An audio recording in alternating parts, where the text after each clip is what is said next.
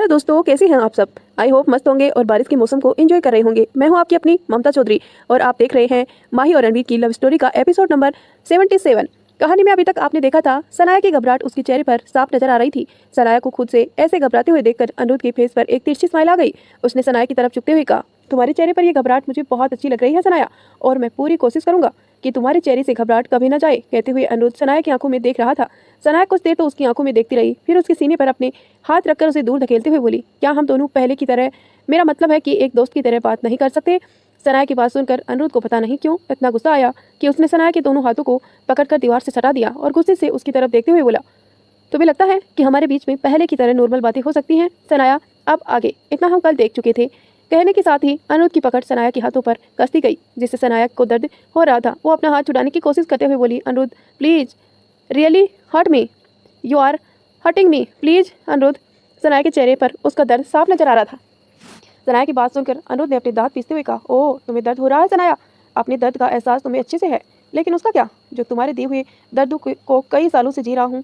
क्या तुमने एक बार भी सोचा कैसे रहा हूँ मैं इतने सालों तक तुम्हारे दिए दर्द के साथ।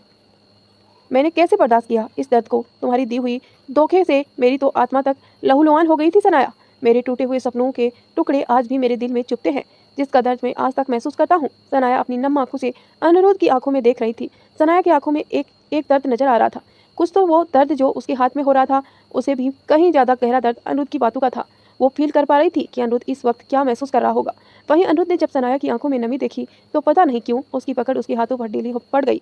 उसके कानों में एक बार फिर माही की कही हुई बातें गूंजने लगी, जिसे हम बहुत प्यार करते हैं ना अनिरुद्ध, उसे हम चाहकर भी दर्द नहीं दे सकते, क्योंकि उसके दर्द से हमें भी दर्द महसूस होता है। ये बात याद करके अनिरुद्ध के होठों पर एक दर्द भरी मुस्कान आ गई। उसने मन ही मन कहा, तुमने सही कहा माही, हम चाहकर भी उसे दर्द नहीं दे सकते जिसे कभी हमें बेइंतहा मोहब्बत की हो। अनिरुद्ध सनाया से दूर हुआ और उसकी तरफ पीठ करके खड़ा हो गया और एक गहरी सांस लेकर खुद को शांत करने की कोशिश की। फिर सनाया की तरफ बिना देखे कहा, चली जाओ सनाया, तुम्हारे लिए यही सही होगा। पर सनाया ने भी सोच लिया था कि चाहे कुछ भी हो जाए वो अनिरुद्ध को फिर से पहले जैसा बनाकर रहेगी, चाहे इसके लिए उसे अनिरुद्ध के दिए किसी भी दर्द को बर्दाश्त करना पड़े। इसीलिए उसने अपने आंसू साफ किए और गहरी सांस लेकर खुद को रिलैक्स किया। फिर वो दोबारा अनिरुद्ध के सामने आकर खड़ी हो गई और अपने हाथ बांधते हुए बोली, मैं यहाँ से तब तक नहीं जाऊंगी अनिरुद्ध जब तक तुम मेरी दोस्ती एक्सेप्ट नहीं करोगे। सनाया की बात सुनकर अनिरुद्ध ने हैरानी से उसे देखा। फिर उसने एक बार फिर सख्ती से सनाया की बाहों को पकड़ा और कहा, चुपचाप यहाँ से चली जाओ सनाया, वरना मुझसे बुरा कोई नहीं होगा, क्योंकि अब मैं वो पहले वाला अनिरुद्ध नहीं हूँ जो तुम्हारे साथ कुछ भी गलत नहीं कर सकता था। तब से और आज में अनिरुद्ध में बहुत फर्क है, इसीलिए तुम्हारी भलाई इसी में है कि जितना हो सके मुझसे दूर रहो। सनाया ने अनिरुद्ध की आंखों में आंखें डालते हुए कहा, मैं यहाँ से क्यों जाऊँ, तुम भी तो जब मर्जी आए मेरे घर आ जाते हो, तब क्या मैं तुम्हें इनवाइटेड करती हूँ, इसीलिए मैं कहीं नहीं जाने वाली और तब तक नहीं जाऊंगी जब तक तुम मेरी फ्रेंडशिप एक्सेप्ट नहीं कर लेती हो। कहकर उसने अनिरुद्ध के हाथों को अपनी बाहों से हटाया और जाकर सोफे पर आराम से बैठ गई। अनिरुद्ध को सनाया से ये उम्मीद नहीं थी। पहले तो वो सनाया को घूरने लगा, फिर उसके पास जाकर अपने दोनों हाथ उसके अगल बगल सोफे पर बैक पर टिका दिए और उसके ऊपर झुकते हुए कहा, सोच लो सनाया, मेरे नज़दीक रहोगी तो बर्बाद हो जाओगी, क्योंकि इतनी आसानी से तो मैं तुम्हें छोड़ने वाला नहीं हूँ। अनिरुद्ध ने ऐसे नज़दीक आने से सनाया थोड़ी पीछे तक झुक गई। इस वक्त सनाया सोफे पर बैठी हुई अनिरुद्ध की तरफ देख रही थी और वहीं अनिरुद्ध उस पर झुका हुआ उसे अपनी इंटेंस नजरों से घूर रहा था। अनिरुद्ध की आंखों में देखते हुए सनाया को थोड़ी घबराहट होने लगी, क्योंकि सनाया को उन आंखों में खुद के लिए दुनिया जहां की नफरत नजर आ रही थी। सनाया ने फिर भी अपने अंदर की घबराहट को अपने चेहरे पर नहीं आने दिया। उसने अनिरुद्ध की नजरों से नजरें मिलाते हुए कहा, जो पहले ही बर्बाद हो चुका है हो अनिरुद्ध, उसे और कितना बर्बाद करोगे। मैं तो यहाँ सिर्फ तुम्हें बर्बादी से बचाने आई हूँ, तुम वो कर रहे हो जो तुम कभी थे ही नहीं। मेरे किए की सजा औरों को देना बंद करो। तुम्हें सजा देनी है ना तो मुझे दो, शायद इससे मेरे पहल अंदर का गिल्ट थोड़ा कम हो। मैं तुम्हें ऐसे खुद को और औरों को बर्बाद करते नहीं देख सकती। आखिर किसी वक्त हम दोनों एक अच्छे दोस्त भी तो थे ना। सनाया की बात सुनकर अनिरुद्ध कुछ देर तो उसे ऐसे ही देखता रहा, फिर एकदम उससे दूर हुआ और ठहाका लगाते हुए हंसने लगा। उसकी हंसी इस वक्त बहुत ही खतरनाक लग रही थी। फिर वो एकदम से रुका और सनाया के पास आकर उसके बाल पकड़कर उसका चेहरा ऊपर की तरफ किया और उसके चेहरे की तरफ झुकते हुए कहा, तो तुम चाहती हो कि मैं तुम्हें सजा दूं। वैसे अगर तुम नहीं भी कहती तब भी मैं तुम्हें सजा देता, क्योंकि तुमने जो मेरे साथ किया ना, वो इतनी आसानी से तो तुम्हें जाने नहीं दूंगा। अब इतने साल बाद मिली हो तो इस मौके को मैं कैसे जाने दूं। तो तैयार रहो अपनी सजा के लिए। अनिरुद्ध अभी भी सनाया पर ऐसे ही झुका हुआ था कि तभी अचानक से उसके केबिन का डोर ओपन हुआ और उसे डोर से अनाया अंदर आई। अनाया ने जब सनाया को अनिरुद्ध को इतने करीब देखा तो गुस्से में वह लाल पीली हो गई। वो एकदम से चिल्लाते हुए बोली, ये सनाया यहाँ क्या कर रही है अनिरुद्ध। अनाया की आवाज़ सुनकर दोनों की नजरें अनाया के ऊपर चली गई। अनाया इस वक्त जैसे गुस्से से फटने को तैयार थी। अनाया को इतना गुस्से में देखकर अनिरुद्ध के फेस पर डेविल स्माइल आ गई, जिसे उसे कोई फर्क नहीं पड़ता अनाया के यहाँ होने से।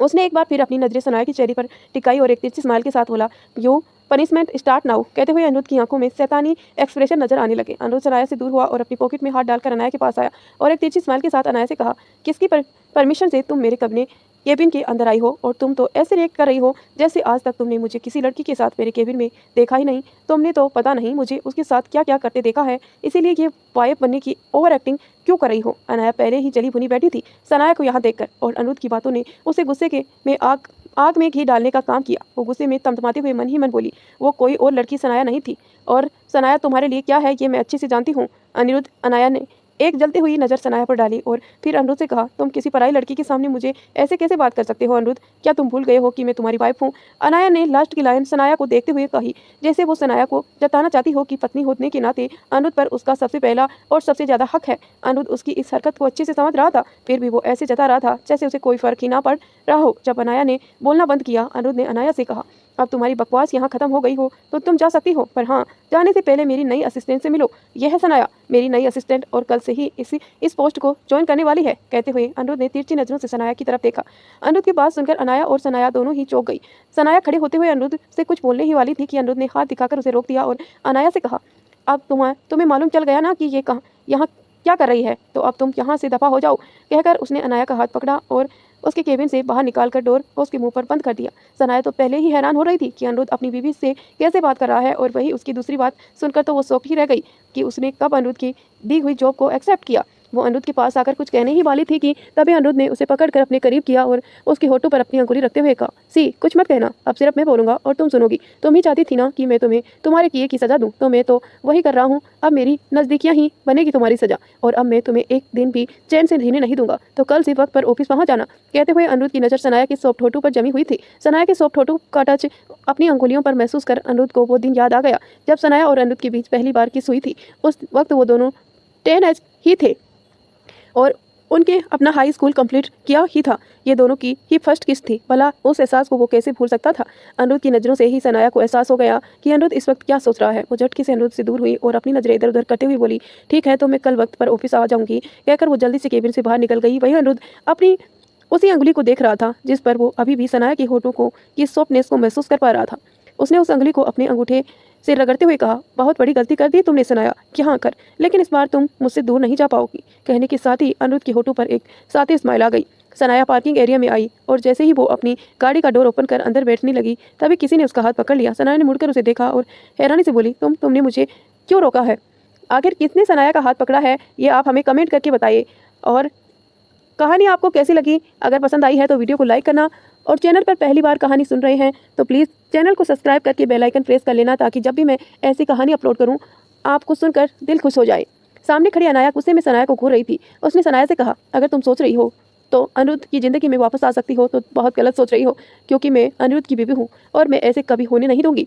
सनाया ने पहले तो अनाया की पकड़ से अपना हाथ छुड़ाया और फिर अपने हाथ बांधते हुए इस्तेमाल करते हुए बोली, तुम्हें इस बारे में डरने की कोई ज़रूरत नहीं है अनाया, क्योंकि मुझे किसी की भी शादीशुदा ज़िंदगी को ख़त्म करने का कोई शौक नहीं है। इसीलिए अपने दिमाग पर जोर देना बंद करो और बेफिक्र रहो। अनाया ने कुटिल मुस्कान के साथ कहा, हाँ वो तो मैंने देखा कि तुम उसके केबिन में क्या कर रही थी, इसीलिए तुम्हें फ़ोन कर रही हूँ कि बेहतर होगा कि आज के बाद उसके ऑफिस तो क्या उसके आसपास भी नजर मत आना।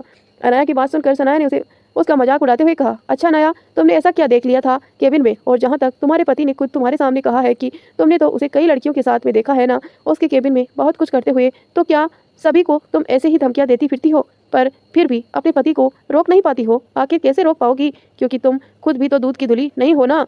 मुझे भी अच्छे से याद है कि कॉलेज में तुमने क्या क्या गुल खिलाए हुए थे और मुझे धमकी देने की बजाय अपने पति को वो दो जिसकी उसे असल में ज़रूरत है। पर कैसे करोगी ऐसा तुम्हें अपने ऐसो आराम से फुर्सत मिले तो अपने पति पर भी थोड़ा ध्यान दो। तुमने तो उसे शादी भी शायद उसके पैसों के लिए ही की थी, क्योंकि तुम कितनी बड़ी गोल्डन डिग्री थी ये सबको पता है। अनिरुद्ध के पैसों के लिए ही तुमने वेदांत को धोखा दिया था ना, और बेहतर होगा कि आइंदा से मुझे इस टोन में बात मत करना।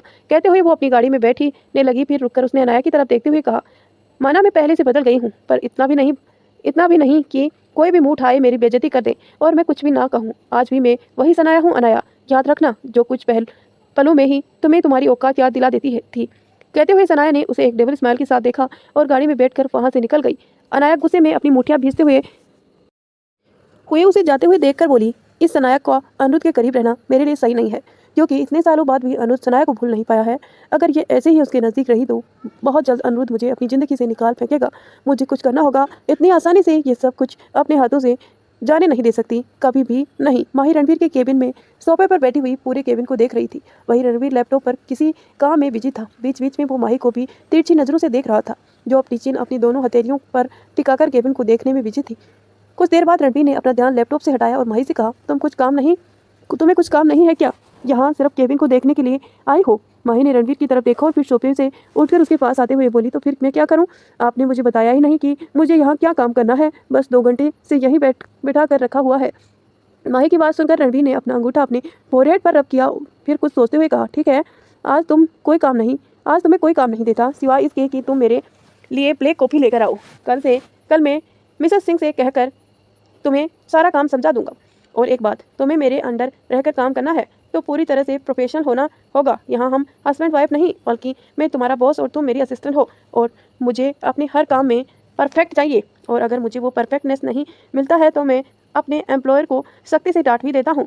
तो जाहिर सी बात है मेरी वही रवैया तुम्हारे साथ भी होगा, ठीक है? रणवीर की बात सुनकर माही मुंह बनाते हुए उसे देखने लगी और मन ही मन बोली, ये तो पहले दिन ही मुझे डरा रहे हैं, पर मैं भी माही हूँ, बहुत अच्छी तरह से काम करके दिखाऊंगी इन्हें। माही ने फुल कॉन्फिडेंस के साथ रणवीर से कहा, माना मैं इतनी बड़ी कंपनी में कभी जॉब नहीं की है और ये मेरा फर्स्ट एक्सपीरियंस है, पर इसका मतलब ये नहीं है कि मैंने जॉब की ही नहीं है। मैं आपको किसी भी तरह की शिकायत का मौका नहीं दूंगी सर। रणवीर ने अजीब तरीके से मुंह बनाते हुए कहा, सर, तुम मुझे सर क्यों बोल रही हो?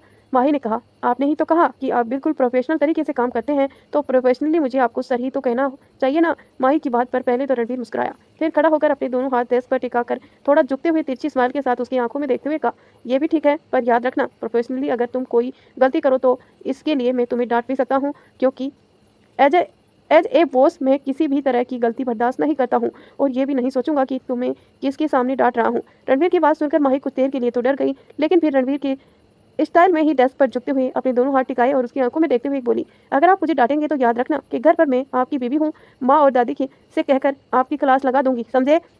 कहते हुए माही के होठों पर भी एक डेविल स्माइल आ गई, जो माही के होठों पर काफी कातिलाना लग रही थी। इस वक्त माही और रणवीर दोनों ही एक दूसरे की आंखों में देख रहे थे कि तभी उस केबिन का डोर ओपन हुआ और वेदांत अंदर आया। वेदांत ने जब दोनों को ऐसे ही एक दूसरे की आंखों में खोए हुए देखा तो अपना गला साफ करते हुए एक्टिंग करने लगा, जैसे रणवीर और माही को एहसास हुआ हो कि उनके अलावा इस केबिन में कोई तीसरा भी मौजूद है। तो दोनों की नजरें एक साथ वेदांत पर चली गई। वेदांत की फेस एक्सप्रेशन ऐसे थे जैसे वो पूछ रहा हो, आखिर यहाँ हो क्या रहा है? माही जल्दी से सीधी खड़ी हो गई और खुश होते हुए बोली, वेदांत आप यहाँ? तो वेदांत ने स्माइल करते हुए कहा, माही, तुम्हें नहीं लगता कि ये क्वेश्चन मुझे तुमसे पूछना चाहिए कि आज तुम यहाँ कैसे हो? रणवीर अपनी चेयर पर बैठा वापस अपने लैपटॉप पर कुछ काम करने लगा। वहीं माही खुश होते हुए बोली, अरे आपको नहीं पता, मैं यहाँ पर रणवीर की असिस्टेंट के तौर पर आई हूँ, अब से मैं भी यहाँ जॉब करूँगी, है ना अच्छी बात? वेदांत ने खुश होते हुए कहा, अरे वाह माही, तुम भी ऑफिस आओगी? ये तुमने अच्छा किया कि तुमने भी ऑफिस ज्वाइन कर लिया, बल्कि ये तो तुम्हें बहुत पहले ही कर लेना चाहिए था। माही ने एक बार फिर वेदांत से कहा, चलो अब हम आपके केबिन में चलते हैं, वहीं बैठकर गप्पे लड़ाएंगे, बहुत दिन हो गए ना, आपसे बात भी नहीं हुई। वेदांत कुछ कहने ही वाला था कि तभी रणवीर ने माही से कहा, मैडम, आप यहाँ पर जॉब करने आई हैं या गप्पे लड़ाने? चुपचाप जाकर मेरे लिए कॉफ़ी लेकर आओ। रणवीर की बात सुनकर माही ने बुम बनाते हुए वेदांत से धीरे से कहा, मेरे नसीब में ये खड़ूस बोस लिखा था क्या? सुन लिया मैंने, अगर अगले 5 मिनट में कॉफ़ी मेरे डेस्क पर नहीं मिली तो पनिशमेंट के लिए तैयार रहना। इसका जवाब वेदांत की जगह रणवीर ने दिया, जो अभी भी लैपटॉप पर एक्सप्रेशन लेस फेस के साथ काम कर रहा था। रणवीर के मुंह से पनिशमेंट की बात सुनकर माही उसे पर चिल्लाते हुए बोली, ठीक है, मैंने कहा आपको खड़ूस बोस कर लेंगे आप। क्या कर लेंगे आप? देखिए, दिखाइए मुझे कोई पनिशमेंट, फिर घर पर बताती हूँ आपको, कहकर माही पैर पटकते हुए केबिन से बाहर निकल गई। वहीं रणवीर ने तिरछी स्माइल के साथ अपना सिर हिलाया और अपना काम करना लगा। वेदांत ने माही को जाते हुए देखा और रणवीर के सामने चेयर पर बैठते हुए बोला, ये माही को कब से शौक चढ़ गया जॉब करने का? रणवीर ने अपना लैपटॉप बंद किया और आराम से अपनी चेयर पर टेक लगाते हुए उसे बोला, ये नया शौक उसे आज सुबह से ही चढ़ा है, जब जॉब के बहाने मेरी जासूसी करने के लिए आई है यहाँ। वेदांत ने अचानक से कहा, व्हाट? जासूसी? और तुम्हारी? पर क्यों? रणवीर ने पहले तो कुछ सोचा, फिर रात की सारी बात डिटेल में वेदांत को बता दी, जिसे सुनकर वेदांत जोर जोर से हंसने लगा। उसे तो अपनी हंसी को ही कंट्रोल नहीं हो रही थी। तभी रणवीर ने वेदांत की तरफ देखते हुए अपनी एक आईब्रो चढ़ाते हुए कहा, इतना मत हंसो वेदांत, वो सिर्फ यहाँ मेरी बीवी, मेरी ही नहीं तुम्हारी भी जासूसी करने लगेगी। तुम जानते नहीं हो मेरी बीवी को, पक्की वाली लेडी जेम्स बॉन्ड है। ये जो तुम आए दिन खूबसूरत लड़कियों को फ्लर्ट करते हो ना, वो सारी डिटेल अपनी तरह से बढ़ा चढ़ाकर प्रिया तक पहुंचाएगी, तो तुम सोचो कि प्रिया तुम्हारी क्या हालत करेगी। वेदांत जो कब से हंस रहा था, एकदम से उसकी हंसी बंद हो गई और वो आंखें बड़ी किए रणवीर से बोला, क्या वाकई में वो ऐसा करेगी? रणवीर ने अपने कंधे उचकाते हुए कहा, अभी तुम मेरी बीवी की काबिलियत से वाकिफ नहीं हो कि वो क्या क्या कर सकती है। फिर रणवीर ने वेदांत को बता दिया कि रुद्र की शादी पर माही की वजह से कैसे रुद्र और सारिका के बीच झगड़ा हो गया था। जिसे सुनकर वेदांत ने अपना गला साफ होते हुए कहा, अच्छा हुआ तुमने बता दिया, फिर तो वाकई मुझे माही से संभल कर रहना चाहिए और इसी के सामने सोच समझ कर बात करनी चाहिए। तभी माही केबिन में आते हुए बोली, किससे संभल कर रहना चाहिए वेदांत, बोलो ना, कहकर माही ने कॉफी डेस्क पर रखी और वेदांत की तरफ सवालिया नजरों से देखने लगी। तो दोस्तों, कैसी लगी आज की कहानी कमेंट करके जरूर बताना, और चैनल पर पहली बार कहानी सुन रहे हैं तो प्लीज़ सब्सक्राइब करके नोटिफिकेशन ऑन कर लेना, ताकि जब भी मैं वीडियो डालूँ आपको तुरंत नोटिफिकेशन मिले। और अपने दोस्तों के साथ शेयर जरूर करना ताकि हमारे चैनल की रीच बढ़ सके। वेदांत ने फेंक हंसी के साथ कहा, किसी से भी नहीं माही, हमें तो बस ऐसे ही बात कर रहे थे। माही ने कहा, ओह अच्छा तो ठीक है, मैं जरा पूरा ऑफिस देखकर आती हूँ, क्योंकि आज तो वैसे भी मुझे कोई काम नहीं है, कहकर वो वापस केबिन से बाहर निकल गई। वेदांत ने रिलैक्स होकर चेयर पर टिकते हुए कहा, अच्छा हुआ उसने सुना नहीं, ये अगर फ्लर्टिंग वाली बात सुन लेती तो पक्का मेरी आज बैंड बजाकर रहती। रणवीर मिस्टेरियस स्माइल के साथ वेदांत को ही देख रहा था। जब वेदांत ने रणवीर को ऐसे अपनी तरफ देखते हुए देखा तो कंफ्यूजन से पूछा, तुम मुझे ऐसे क्यों देख रहे हो और ऐसे देखकर स्माइल क्यों कर रहे हो? रणवीर ने मुस्कुराते हुए वेदांत से कहा, तुम्हें क्या लगता है कि माही वाकई में ऑफिस देखने गई है? वो वहाँ ये पता करने गई है कि मेरे किस क्लाइंट की सेक्रेटरी का नाम सारा है, ताकि वो उसे ढूंढकर उसका गला दबा सके। अब जबकि सारा नाम की ऐसी कोई लड़की है ही नहीं, क्योंकि मैंने तो सिर्फ माही को चिढ़ाने के लिए फेक नाम लिया था। लेकिन सारा का पता करते करते उसे तुम्हारे बारे में कुछ और पता चल गया तो तुम खुद सोचो वेदांत कि फिर क्या होगा। रणवीर की बात सुनकर वेदांत ने कहा, जब ऐसा कुछ है ही नहीं तो पता क्या चलेगा? तो रणवीर ने कहा, तुम्हें याद है वो मैसूर मॉडल निशा धनराज, जिससे अपने प्रोजेक्ट के लिए साइन करने के लिए तुम उसके साथ लंच पर गए थे, और इसी बात का कई लोगों ने यह अंदाज़ा लगा लिया था कि वो तुम्हारी गर्लफ्रेंड है। अब यहाँ मैं जानता हूँ कि ऐसा नहीं है और तुम भी जानते हो ऐसा नहीं है, लेकिन अगर ये अफवाह माही के कानों तक पहुँची तो पहले तो वो खुद तुम्हारी बैंड बजाएगी, फिर तुम उसकी दोस्त प्रिया को धोखा दे रहे हो, फिर बाद में प्रिया से भी बजवाएगी वो अलग। रणवीर की बात सुनकर वेदांत चौंक कर खड़ा हुआ और कुछ सोचकर जल्दी से रूम से बाहर भागा। रणवीर ने उसे जाते हुए देखकर स्माइल करते हुए अपना सिर हिलाया और वापस अपना काम में लग गया। शाम का वक्त। आज सनाया आरव के साथ रेस्टोरेंट आई हुई थी। आरव को आज बाहर का खाना खाना था। आरव के ट्रीटमेंट की वजह से सनाया अक्सर उसे बाहर का खाना खाने नहीं देती थी। वो अक्सर जिद करता था कि उसे बाहर का खाना है। तब सनाया ने उसे कहा था कि जब वो पूरी तरह से ठीक हो जाएगा तब वो खुद उसे बाहर खाना खिलाने के लिए लेकर जाएगी। अब आरव भी रिकवर भी काफ़ी अच्छे से हो रही थी, तो इसीलिए आरव ने जिद पर सनाया उसे बाहर लेकर आई थी। सनाया ने सब कुछ आरव की पसंद का ही ऑर्डर किया था। आज आरव के चेहरे की खुशी देखते ही बन रही थी। आरव को इतना खुश देखकर सनाया को बहुत सुकून महसूस हो रहा था। आखिर किस माँ को अपने बच्चे की खुशी पसंद नहीं होगी? माँ बाप की खुशियाँ तो अपने बच्चों की खुशियों में ही जुड़ी होती हैं। कप केक खाते हुए आरव ने अपना फेस गंदा कर लिया तो सनाया ने टिश्यू पेपर से उसका चेहरा को साफ करते हुए कहा, आरव आराम से खाओ बेटा, ये सब कुछ आपके लिए ही है। आरव ने बड़ी मासूमियत से सनाया से पूछा, मम्मा क्या हम यहाँ रोज आ सकते हैं? सनाया ने आरव के बाल सहलाते हुए कहा, नहीं बच्चे, रोज रोज ऐसी चीज़ें हेल्दी नहीं होती हैं। ज़्यादातर हमें घर का ही खाना खाना चाहिए, क्योंकि वो हमारे लिए हेल्दी होता है। तभी एक आवाज़ की तरफ आरव और सनाया का ध्यान उस तरफ चला गया। Can I join you if you don't mind? कुछ ही दूरी पर खड़ा अनिरुद्ध ने पूछा। आरव अनिरुद्ध को नहीं जानता था, क्योंकि उसने कभी अनिरुद्ध को देखा ही नहीं था। वहीं अनिरुद्ध ने भी कभी आरव को नहीं देखा था। वो तो अजीब नजरों से सनाया को देख रहा था। अनिरुद्ध को देखकर सनाया कुछ पल के लिए तो घबरा गई, क्योंकि वो नहीं चाहती थी कि अनिरुद्ध आरव के सामने कोई ऐसी बात करे। पर अनिरुद्ध ने भी सनाया के जवाब का कोई इंतजार नहीं किया और आकर चेयर पर बैठ गया। अब सनाया को अंदर ही अंदर डर लग रहा था कि अनिरुद्ध कुछ ऐसा वैसा ना बोल दे। अनिरुद्ध ने एक नज़र आरव की तरफ देखा। अनिरुद्ध सनाया के चेहरे के एक्सप्रेशन से ही समझ गया था कि सनाया क्या सोच रही है, जिसे सोचकर उसके फेस पर एक तिरछी स्माइल आ गई। उसने आरव की तरफ देखते हुए सनाया से कहा, सनाया वैसे मानना पड़ेगा तुम्हारा बेटा बहुत क्यूट है, बिल्कुल तुम पर गया है। सनाया ने फेक स्माइल के साथ अपना सिर हाँ में हिलाया। वो अंदर ही अंदर परेशान भी हो रही थी, क्योंकि उसे इतना तो पता चल गया था कि अनिरुद्ध उसे परेशान करने के लिए ही किसी भी हद तक जाएगा। वो नहीं चाहती थी कि अनिरुद्ध इस सब में उसके बेटे को बीच में लेकर आए। सनाया ने कुछ सोच करते हुए अनिरुद्ध से जैसे ही कुछ कहना चाहा, तभी अनिरुद्ध ने उसे पूरी तरह से इग्नोर करते हुए आरव से कहा, hey champion, how are you? Aarav ने बड़ी ही प्यारी स्माइल के साथ कहा, आई एम फाइन अंकल। फिर उसने अपनी मम्मा की तरफ देखते हुए पूछा, मम्मा ये अंकल कौन है? मैंने इन्हें पहले कभी नहीं देखा। सनाया कुछ कहती उससे पहले ही अनिरुद्ध ने कहा, मैं अनिरुद्ध राठौड़ हूँ और मैं तुम्हारी मम्मा का बचपन का दोस्त हूँ। आरव खुश होते हुए बोला, आप मेरी मम्मा की चाइल्ड फ्रेंड है? मतलब आप मम्मा को बचपन से जानते हो? फिर आप कहाँ चले गए थे? मैंने तो आपको कभी नहीं देखा। अनिरुद्ध ने एक तिरछी नज़र से सनाया को देखते हुए कहा, मैं कहीं नहीं गया था, पर तुम्हारी मम्मा ही दूर चली गई थी। अनिरुद्ध के पास पर सनाया ने उसे घूर कर देखा तो अनिरुद्ध ने अपनी एक आईब्रो चढ़ाते हुए उसे कहा, क्यों सनाया, मैं झूठ बोल रहा हूँ क्या? सनाया ने आरव की तरफ मुस्कुराते हुए देखा और कहा, हाँ बेटा, अंकल यहाँ इंडिया में थे और हम लोग वहाँ फॉरेन में थे ना, इसीलिए मैंने इसे मिलना भी नहीं हो पाया था। और फिर मेरी शादी तुम्हारे डैड से हो गई थी। फिर हम काफ़ी वक्त बाद इंडिया लौटे हैं, तब मेरा इनसे दोबारा मिलना हुआ। आरव ने कहा, मम्मा आपने इनसे कांटेक्ट क्यों नहीं किया? आपने चाइल्ड एंड फ्रेंड को कोई भूलता है क्या? सनाया अजीब सी कसमकस में फंस गई थी। वहीं अनिरुद्ध स्माइल करते हुए सनाया को ही देख रहा था, जैसे जता रहा हो, बताओ अपने बेटे को कि तुम मुझे कैसे भूल गई थी। सनाया को और कोई रास्ता नहीं सूझा तो उसने जल्दी से आरव से कहा, हमें बहुत देरी हो गई है, अब हमें घर चलना चाहिए। तभी अनिरुद्ध ने उसका हाथ पकड़ लिया और कहा, कमाल कर रही हो सनाया, इतने वक्त बाद हम मिले हैं, कुछ टाइम तो स्पेंड करो ना अपने चाइल्डहुड फ्रेंड के साथ।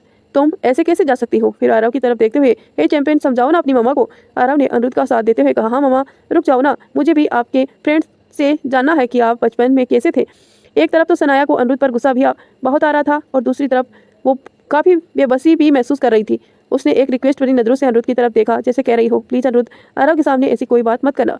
पर अनिरुद्ध तो अभी भी सनाया के अजीब नजरों से देखते हुए मुस्कुरा रहा था, जैसे वो सनाया को पूरी तरह से परेशान करने का ठान कर बैठा हो। सनाया ने आरव से कहा, बच्चे, हम फिर कभी अंकल से मिल लेंगे, अभी हमें लेट हो जाएगा, हमें घर भी तो जाना है ना। अनिरुद्ध इतनी आसानी से सनाया को जाने देने वाला नहीं था। उसने कहा, सनाया कोई बात नहीं, अगर देर हो गई जाएगी तो मैं तुम्हें ड्रॉप कर दूंगा। बस मम्मा, अब तो कोई परेशानी नहीं है ना, अंकल हमें घर छोड़ देंगे। आरव ने कहा। सनाया चाहकर भी कुछ नहीं कर पा रही थी। अगर इस वक्त आरव यहाँ नहीं होता तो वो अनिरुद्ध को अच्छी तरह से बताती और अनिरुद्ध भी इस बात का पूरा फायदा उठा रहा था। अनिरुद्ध ने आरव से कहा, चैंपियन, तुम्हारी मम्मा ने मेरे बारे में कुछ नहीं बताया। आरव ने कहा, नहीं तो उन्होंने रणवीर अंकल के बारे में बताया था कि वो डैड और मम्मा के बेस्ट फ्रेंड है। आरव की बात सुनकर अनिरुद्ध की फेस एक्सप्रेशन एकदम से बदल गए। अनिरुद्ध की फेस एक्सप्रेशन देखकर सनाया समझ गई कि अब अनिरुद्ध बहुत गुस्से में है, क्योंकि रणवीर का जिक्र ही उसे गुस्सा दिलाने के लिए काफ़ी था। उसने सोच लिया कि जल्द से जल्द कुछ करना होगा, वरना कहीं अनिरुद्ध आरव के सामने कुछ बोल ना दे। वो जल्दी से आरव से बोली, आरव बच्चा, आप यहाँ मेरा वेट करो, मुझे अनिरुद्ध से कुछ जरूरी बात करनी है, आप कहीं जाना नहीं, मम्मा का वेट करना, ओके। कहकर उसने अनिरुद्ध का हाथ पकड़ा और उसे लगभग खींचते हुए बोली, मुझे लगता है हमें बात करनी चाहिए। अनिरुद्ध ने उसे घूर कर देखा और उठकर उसके साथ चला गया। सनाया अनिरुद्ध का हाथ पकड़े उसे एक कॉरिडोर में लेकर आई और फिर उसका हाथ छोड़ते हुए बोली, क्या कर रहे हो अनिरुद्ध, और क्या करना चाहते हो? देखो, तुम्हें मुझसे प्रॉब्लम है तो ठीक है, मुझे सजा दो, लेकिन प्लीज मेरे बच्चे को इन सब में मत घसीटो। अनिरुद्ध ने सनाया की दोनों बाहों को पकड़कर उसे पिलर से सटा दिया और उसे घूरते हुए बोला, मैंने ऐसा क्या किया सनाया कि तुम्हें लगा कि मैं एक बच्चे को इन सब में घसीटने की कोशिश कर रहा हूँ? मैं इतना भी नीच नहीं गिरा हूँ कि किसी मासूम बच्चे की इमोशन के साथ खेलूँ। अनिरुद्ध की बात सुनकर सनाया को रियलाइज हुआ कि वाकई में अनिरुद्ध ने ऐसा कुछ भी नहीं किया कहा, वहीं शायद कुछ ज़्यादा ही सोच रही है। उसने फिर अनिरुद्ध को खुद से दूर करते हुए कहा, ठीक है, पर जब मैं आरव को यहाँ से लेकर जाना चाहती हूँ तो तुम मुझे बार बार जाने से क्यों रोक रहे हो? अनिरुद्ध उसके बिल्कुल करीब आकर उसके चेहरे पर झुकते हुए धीरे से मगर सर्द आवाज में बोला, तुमने अपने बेटे को मेरे बारे में कुछ भी नहीं बताया, जबकि तुम ही कहती हो ना कि किसी वक्त हम दोनों बहुत अच्छे दोस्त थे। हाँ, तुम्हें रणवीर के बारे में जरूर बहुत कुछ बताया है। कहते हुए अनिरुद्ध उसके कानों के करीब आ गया। अनिरुद्ध की इतनी नजदीकियां सनाया को बेचैन कर रही थी, क्योंकि उसकी गर्म सांसें सनाया को अपने चेहरे पर महसूस हो रही थी। तभी अनिरुद्ध की गहरी आवाज एक बार उसके कानों में आई, जबकि रणवीर से ज्यादा करीब तो मैं तुम्हारे आया हूँ। कहते हुए उसके होठ सनाया के ईयरलोब को टच हो गए थे, जिससे घबराहट सनाया ने अनिरुद्ध को खुद से दूर धकेल दिया। तो क्या होगा जब अनाया और अनिरुद्ध की शादी होगी? तब क्या आरव उसे खुशी खुशी अपने डैड एक्सेप्ट कर पाएगा, या फिर उसमें और ही कोई ट्विस्ट आएगा? ये सब जानेंगे हम आगे। उससे पहले आप हमारे वीडियो को लाइक कर दीजिए और चैनल को सब्सक्राइब करके नोटिफिकेशन ऑन कर लीजिए, ताकि जब भी मैं वीडियो डालूं तुरंत आपको नोटिफिकेशन मिले। सनाया ने दूर धकेलने से अनिरुद्ध के 2 कदम पीछे चला गया, लेकिन उसके होठ एक एविल स्माइल भी कर रहे थे। एविल स्माइल के साथ ही अनिरुद्ध ने कहा, क्या हुआ सनाया, मैंने सच ही तो कहा, तुम भी जानती हो ना कि ये बात सच है, फिर तुम्हें इतना बुरा क्यों लगा? सनाया ने खुद को शांत करते हुए कहा, देखो अनिरुद्ध, रणवीर आरव के डैड का बेस्ट फ्रेंड भी है, इसीलिए मैंने आरव को रणवीर के बारे में बताया। जब से मेरे हस्बैंड इस दुनिया को छोड़कर गए हैं, रणवीर ने मेरा और आरव का पूरा ध्यान रखा है, और रणवीर भी मेरे कॉन्टैक्ट में है तो सिर्फ आरव के लिए, क्योंकि उसने मेरे पति से वादा किया था कि वो उसके बेटे का पूरा ध्यान रखेगा। सनाया के मुंह से रणवीर का जिक्र एक बार फिर अनिरुद्ध के गुस्से को बढ़ा गया, क्योंकि अनिरुद्ध आज भी यही मानता था कि रणवीर की वजह से ही सनाया उससे दूर गई थी। अनिरुद्ध ने सनाया को लगभग वॉर्न करते हुए कहा, मेरे सामने उसका नाम अपने होठों से मत लिया करो सनाया, वरना तुम्हारे लिए अच्छा नहीं होगा। सनाया को यह देखकर अच्छा नहीं लगा कि अनिरुद्ध उसकी लाइफ को कंट्रोल करने की कोशिश कर रहा है। उसने अपने हाथ बांधते हुए कहा, मैं जिसका भी नाम लूँ मेरी मर्जी, रणवीर का नाम लूँ या किसी का भी, और मैं और का भी नाम लूँ, उससे तुम्हें क्या? और वैसे भी अनिरुद्ध, हमारे रास्ते अलग हो चुके हैं, तुम खुद एक शादीशुदा इंसान हो तो अपनी शादी पर फोकस करो ना, क्योंकि औरों की लाइफ को कंट्रोल करने पर ध्यान दो। सनाया की बात सुनकर अनिरुद्ध के होठों पर एक अजीब सी स्माइल आ गई। वो उसके करीब और करीब आया, इतना करीब कि उसकी सांसें सनाया को अपने फेस पर महसूस हो रही थी। सनाया ने अपने हाथ उसके सीने पर रखकर खुद से दूर करने की कोशिश की, पर वो ऐसा कर नहीं सकी। अनिरुद्ध उसके कान के पास झुका और कहा, मैं चाह किसी और की लाइफ कंट्रोल करूं या ना करूं, पर तुम्हारी जरूर करूंगा। इतने वक्त बाद मिली हो तो सारे हिसाब भी तो पूरे करने हैं ना। कहते के साथ ही अनिरुद्ध ने सनाया की नेक पर जोर से बाइट की। इसी के साथ सनाया के मुंह से एक चीख निकल गई। अनिरुद्ध अब उसके चेहरे की तरफ देखते हुए बोला, अब मैं वो पहले वाला अनिरुद्ध नहीं हूँ सनाया, जो तुम्हारे करीब आने से पहले तुम्हारी मर्जी का ख्याल रखता था, बल्कि अब मेरे कमीनेपन की कोई लिमिट ही नहीं है। कहीं ऐसा ना हो कि तुम्हारे साथ अपनी हदें पार करने से पहले मैं एक बार भी ना सोचूं, इसीलिए आइंदा से मेरे सामने रणवीर का नाम का जिक्र मत करना, कहकर अनिरुद्ध ने उसे एक वार्निंग वाला लुक दिया और वहां से चला गया। सनाया अपनी नेक पर हाथ रखते उसे शॉक्ड होकर जाते हुए देख रही थी। उसे अनिरुद्ध की इस हरकत पर गुस्सा भी बहुत आ रहा था, लेकिन तभी उसे ध्यान आया कि आरव उसका वेट कर रहा होगा, तो वो उसके पास जाने के लिए वापस से रेस्टोरेंट एरिया में चली गई। जब सनाया वहां पहुंची तो उसे आरव वहां नजर नहीं आया। सनाया का दिल एक बार फिर धक से रह गया।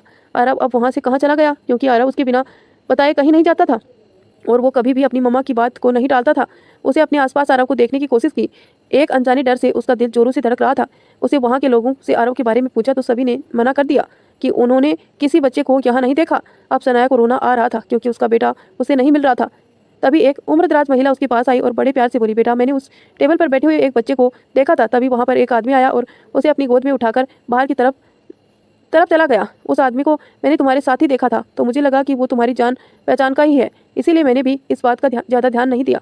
उस औरत की बात सुनकर सनाया समझ गई कि हो ना हो वो आदमी अनिरुद्ध ही है और वही उसे उसके बच्चे को लेकर गया है। उसे अब अनिरुद्ध पर बहुत गुस्सा आ रहा था कि वो उसे परेशान करने के लिए ऐसा भी कर सकता है। वो भागते हुए बाहर की तरफ आई और उसने बाहर आकर अपने आसपास अनिरुद्ध को ढूंढने की कोशिश की, लेकिन उसे कहीं भी अनिरुद्ध नजर नहीं आ रहा था। अब उसका दिल बहुत जोर से धड़क रहा था, कहीं वो उसके बच्चे के साथ कुछ कर ना दे। उसे रोना भी बहुत आ रहा था, डर की वजह से उसकी आंखों से आंसू बह रहे थे। तभी उसने सोचा कि पार्किंग एरिया में जाकर भी देख लिया जाए। वो भागते हुए पार्किंग एरिया की तरफ गई तो वहीं अनिरुद्ध जो अपनी गाड़ी में टेक लगाए हुए खड़ा था सनाया को नजर आ गया। अनिरुद्ध अपनी गाड़ी से टेक लगाए हुए सिगरेट की कस ले रहा था और काफी रिलैक्स होकर खड़ा था। सनाया भागकर उसके पास गई और उसका कॉलर पकड़ते हुए गुस्से में बोली, कहाँ है मेरा बच्चा? बोलो क्या किया तुमने उसके साथ? अगर उसे कुछ भी हुआ तो मैं तुम्हारी जान ले लूंगी। अनिरुद्ध, सनाया रोते हुए उसके पास चिल्लाई जा रही थी। अनिरुद्ध ने उसके दोनों हाथों को पकड़ा और पलटकर उसे लगभग गाड़ी से सटाते हुए कहा, चुप हो जाओ सनाया, कुछ नहीं किया मैंने तुम्हारे बेटे के साथ। मुझे कुछ करना ही होगा ना तो मैं तुम्हारे साथ करूंगा, पर इसके लिए मुझे किसी मासूम का सहारा लेने की जरूरत नहीं है। तुम्हारा बेटा गाड़ी की बैक सीट पर सोया हुआ है, अब तुम भी चुपचाप फ्रंट सीट पर बैठो, मैं तुम दोनों को घर छोड़ देता हूँ।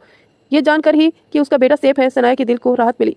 उसने अपना हाथ छोड़ते हुए कहा, मुझे तुम्हारे साथ कहीं भी नहीं जाना, मैं अपने बेटे को खुद लेकर जा सकती हूँ। कहकर वो जैसे ही गाड़ी के बैक डोर ओपन करने लगी, अनिरुद्ध ने उसका हाथ पकड़कर उसे फ्रंट सीट पर लगभग धकेल दिया और गाड़ी का डोर बंद कर दिया। वो दूसरी तरफ से आरव ड्राइव सीट पर बैठा ही था कि शायद उस पर गुस्सा करते हुए बोली, मैंने कहा ना मैं खुद चली जाऊंगी, तो तुम क्यों मेरे साथ जबरदस्ती कर रहे हो? अनिरुद्ध ने गुस्से में अपना हाथ स्टीयरिंग व्हील पर मारा और फिर सनाया की तरफ देखते हुए कहा, अगर तुमने अपना मुंह बंद नहीं किया तो फिर मैं तुम्हें बताऊंगा कि जबरदस्ती क्या होती है, इसलिए जब तक मैं ना कहूं अपना मुंह मत खोलना। कहकर उसने गाड़ी स्टार्ट की और वहां से निकल गया। पूरे रास्ते सनाया ने एक भी शब्द नहीं कहा, वो विंडो से बाहर देखती रही। अनिरुद्ध गाड़ी ड्राइव करते हुए बीच बीच में तिरछी नजरों से सनाया की तरफ देख रहा था। सनाया का चेहरा अभी भी गुस्से से बिल्कुल लाल हो गया था। अनिरुद्ध की नजर सनाया की नेक पर गई, जहाँ पर उसके दिए हुए वाइट का निशान साफ नजर आ रहा था। उसे देखकर अपने आप ही अनिरुद्ध के चेहरे पर स्माइल आ गई। उस मार्क्स को देखकर उसे अतीत में सनाया के साथ बिताए हुए कुछ पल याद आने लगे। फ्लैशबैक, अनिरुद्ध क्या कर रहे हो? यू आर हर्टिंग मी, वाह we did you bite me, Sanaya ने मुंह बनाते हुए कहा। अनिरुद्ध ने उसकी नेक पर वहाँ किस किया जहाँ कुछ देर पहले ही उसे बाइट किया था और किस करते हुए ही कहा, मुझे अच्छा लगता है तुम्हारी नेक पर अपनी प्यार की मोहर देना। सनाया ने भी आगे बढ़कर अनिरुद्ध की नेक पर बाइट किया तो अनिरुद्ध ने हैरानी से उसे देखते हुए पूछा, अब तुमने मुझे बाइट क्यों किया? तो सनाया ने बड़े ही क्यूट तरीके से कहा, तुम्हें क्या लगा सिर्फ तुम ही मुझे प्यार करते हो? क्यों, मैं तुम्हें प्यार नहीं करती, इसीलिए तो मैं तुम्हें अपने प्यार की मोहर दी है। फिर कुछ सोचकर सनाया ने उसे थोड़ी वॉर्न करते हुए कहा, लेकिन अनिरुद्ध तुम्हारी नेक पर सिर्फ मेरे किए हुए बाइट के निशान ही होने चाहिए, अगर किसी और ने के निशान हुए ना तो मैं तुम्हें पूरा खा जाऊंगी। सनाया की धमकी सुनकर अनिरुद्ध को जोर से हंसी आ गई। फ्लैशबैक एंड, उस वाक्य को याद कर अनिरुद्ध जोर से हंस रहा था। वहीं सनाया आंखें बड़ी किए हैरानी से उसे देख रही थी कि इसे अचानक क्या हो गया। सनाया ने अनिरुद्ध का नाम पुकारा, अनिरुद्ध क्या हुआ तुम्हें? सनाया की आवाज़ सुनकर अनिरुद्ध वापस प्रेजेंट में लौट आया। उसने सनाया की तरफ देखा जो अभी भी उसे हैरानी से देख रही थी। अनिरुद्ध ने अपना गला साफ करते हुए कहा, कुछ नहीं, बस ऐसे ही कुछ याद आ गया था, और वापस सामने की तरफ देखते हुए ड्राइव करने लगा। फिर उसने कुछ सोचकर तीसरी नजरों से सनाया की तरफ देखा और एक एल स्माइल के साथ कहा, वैसे तुम्हारी नेक पर मेरे दिए हुए बाइट के निशान आज भी बहुत खूबसूरत लग रहे हैं सनाया। अनिरुद्ध की बात सुनकर सनाया के हाथ अपने आप ही अपनी नेक पर चले गए। वो बिना अनिरुद्ध की तरफ देखे वापस विंडो से बाहर देखने लगी। वो उसकी इस बात का कोई जवाब देना नहीं चाहती थी, लेकिन उसका शर्म से लाल चेहरा पड़ गया था।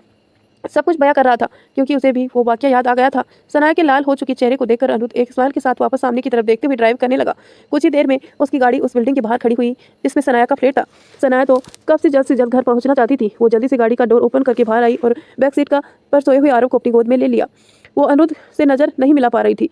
वो जैसे ही जाने के लिए पीछे मुड़ी, उसने पहले ही अनिरुद्ध ने कहा, कल वक्त पर ऑफिस पहुंच जाना सनाया, वरना तुम्हें लेने के लिए मैं घर ही आ जाऊंगा, और तुम जानती हो कि मैं ऐसा कर भी सकता हूँ। सनाया ने अनिरुद्ध की किसी बात का कोई जवाब नहीं दिया और अपने कदम आगे बढ़ा दिए। अनिरुद्ध तब तक सनाया को देखता रहा जब तक कि वो उसकी आंखों से ओझल नहीं हो गई। तो दोस्तों, क्या होने वाला है इस स्टोरी में आगे, कैसे सनाया और आरव एक दूसरे के साथ जुड़ेंगे, वो सब हम आगे जानेंगे। तब तक आप हमारे चैनल को सब्सक्राइब करके नोटिफिकेशन ऑन कर लीजिए ताकि जब भी मैं वीडियो डालूं आपको तुरंत नोटिफिकेशन मिले। हम इस वीडियो को यहीं ऐड करते हैं, मिलते हैं नेक्स्ट चैप्टर में। तब तक स्वस्थ रहिए, मस्त रहिए और कहानी को एंजॉय करती रहिए।